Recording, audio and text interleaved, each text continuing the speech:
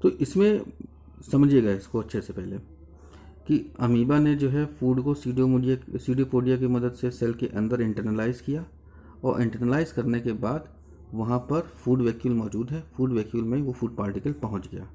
Amoeba omnivorous होता है। एक बात और आपको बताऊं, अमीबा इज ओमनिवोरस, यानी कुछ भी खा लेता है।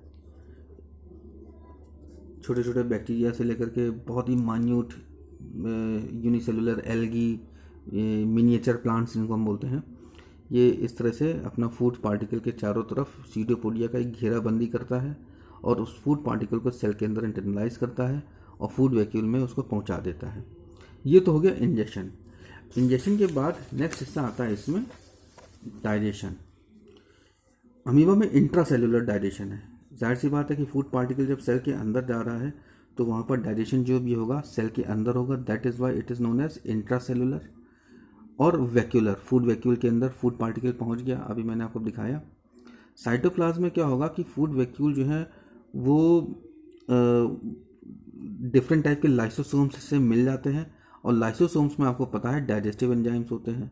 तो लाइसोसोम के डाइजेस्टिव एंजाइम फूड वैक्यूल के साथ मिल करके उस फूड को डाइजेस्ट कर देते हैं, जिससे कि कॉम्प्लेक्स और non diffusible nutrient are changing into the simple and diffusible nutrients.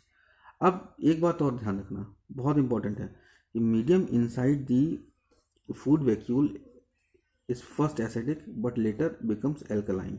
इसके बारे में हम लोग मैन के डाइजेस्टिव सिस्टम को जो हम स्टडी करेंगे उसमें डिटेल में मैं तुमको बताऊंगा, और ये यूनिवर्सल है, चाहे अमीबा हो चाहे इंसान, हर जगह डाइजेशन का मीडियम पहले हमेशा एसिडिक होगा और बाद में एल्कलाइन हो जाएगा।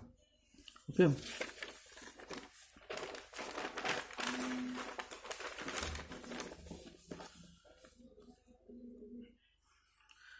अब इसमें दो और स्टेप्स बचे हैं, absorption, assimilation and finally the egestion. Absorption में जैसे आपने अभी पढ़ा था कि जो भी डाइजेशन हुआ है, डिफ्यूजिबल न्यूट्रिएंट जो है डाइजेस्ट होकर के मिले हैं, ये वैक्यूल से साइटोप्लाज्म में आ जाएंगे, और साइटोप्लाज्म में आने के बाद ये सेल के अलग अलग पार्ट्स में डिस्ट्रीब्यूट हो जाएंगे, जहाँ पर उनका एसिमिलेशन होगा। एसिमिलेशन का मतलब है कि ये जितने भी फूड मटेरियल एब्जॉर्ब हुए हैं ये ऑक्सीडाइज होंगे, ऑक्सीडाइज होकर के एनर्जी प्रोवाइड करेंगे, और इसकी मदद से ये जो है अमीबा को ग्रोथ वगैरह मिलेगी। अब इजेशन में क्या है, सिंपल से जैसे इंजेशन हुआ वैसे इजेशन होगा, यानी कि जो भी फूड मटेरियल अनडाइजेस्टेड रह गया है वो इजेशन के थ्रू अमीबा की सेल से बाहर आ जाएगा। ये तो फाइनल पार्ट हो गया फूड क्या बोलते हैं न्यूट्रिशन इन अमीबा का, होलोजोइक न्यूट्रिशन इन अमीबा का। तो इसमें इन सारे स्टेप्स को एक बार फिर से समराइज कर लो अपने दिमाग में कि सबसे पहला स्टेप इंजेक्शन, फूड पार्टिकल का इनटेक सेल के अंदर, this process is just helped by the pseudopodia, और उसके बाद आता है क्या, डाइजेशन।